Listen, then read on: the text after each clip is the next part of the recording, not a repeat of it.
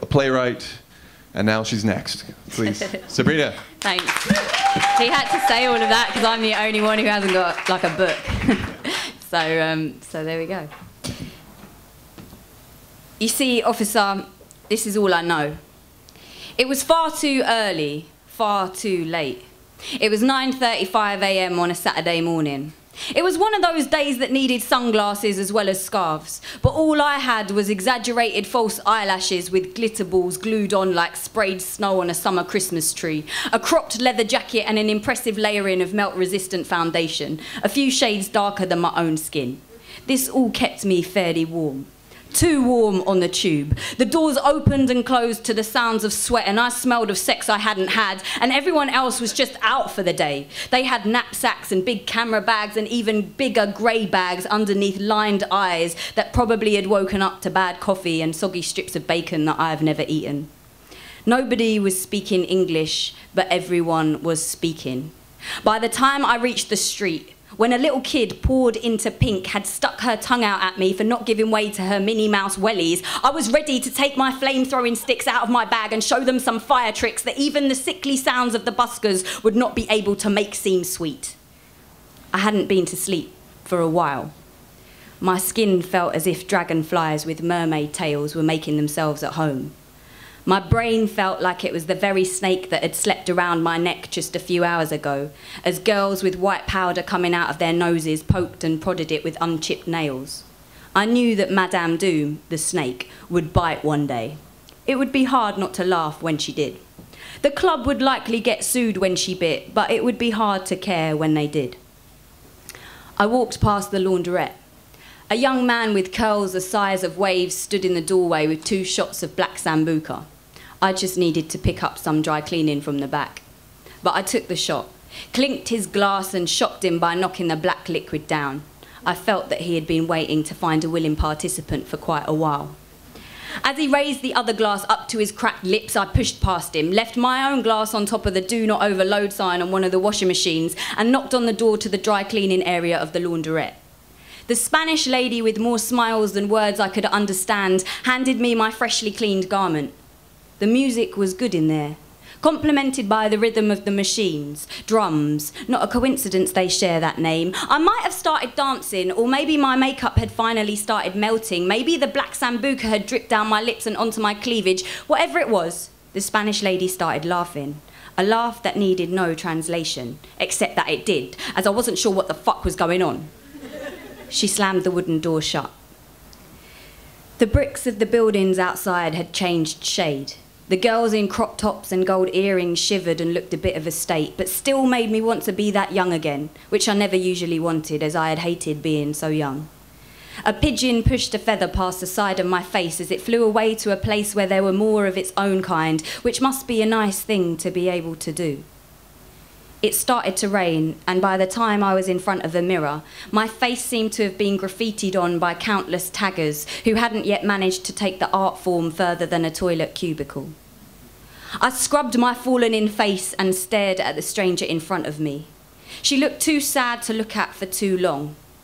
I rolled tobacco with sprinkles of old weed into a white Rizzler and went to smoke myself to sleep outside. I took the coat that I'd picked up from the laundrette and wrapped it around my shoulders that were golden with glitter. I didn't want to shower until I woke up. Sunday was the day I changed my sheets, and I didn't plan to wake up until then. It was a final way to roll around in the mess I'd created, the mess I had worked so hard to spread over my life, like the smell of paraffin in my pores that was needed for the flames on my arms that never seemed to make the ones in my heart any smaller. I smoked and coughed and looked at the plant I'd never watered but had been flooded from the rain. Its leaves yellow, not green. Its soil submerged with something it needed but didn't want. I put my right hand in the right pocket of the coat around my golden shoulders. My hand found something hard. It felt smooth, colder than the air swirling around my face, colder than the fingers that touched it.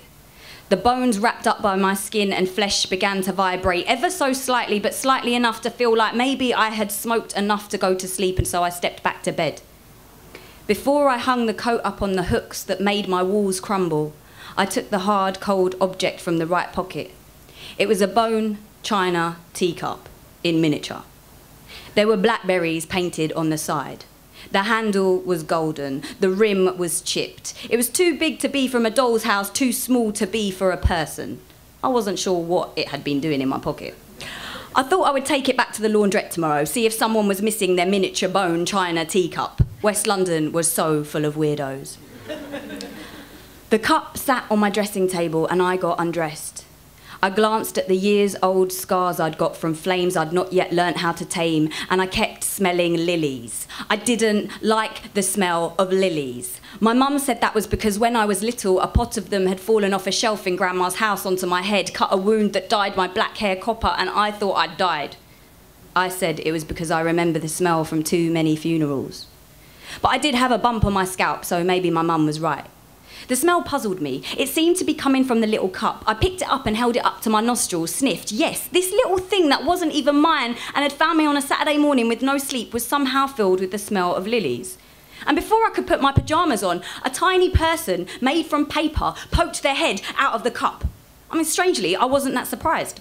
I'd seen a lot of shit in my time, and I also thought I was still a bit high, so I went with it. Said, hello. The person didn't appear to have a gender. Androgynous paper people, why not? I had space in my life for that. The paper person didn't answer my greeting. Instead, it climbed on my hands and up my arms and tickled my neck with its fluttering feet, grabbed my cheekbone and flung itself onto my eyelids. I tried not to blink, but I wanted to see what it was getting up to.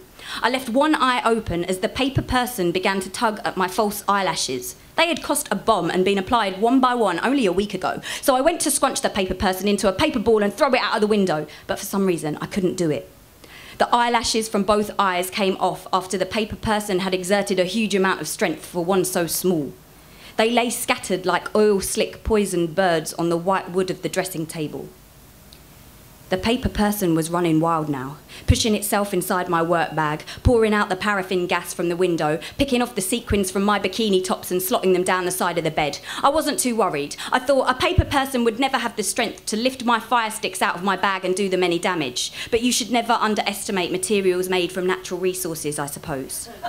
The paper person lifted the fire sticks out one by one and danced on the top of them, making silent rhythms on the tips of what had made my living for the past 6 years. I could have lit a match. There was some right there on my dresser. The paper person would have been a pile of blackened flakes before anything dangerous could have happened, but I was interested in what this paper person wanted.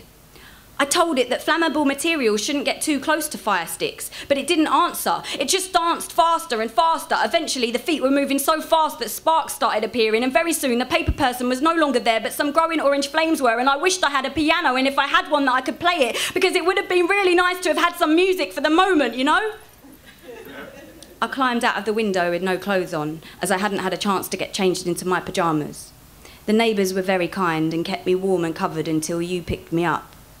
No, I don't have any insurance of any type, but I think it will be quite nice to start from scratch again, to learn some new ways to live, some new ways to find life, because it can all get so difficult, can't it, when you don't know how to make the flames go away. Can I go now, please? Thank you. Sabrina Mahfouz.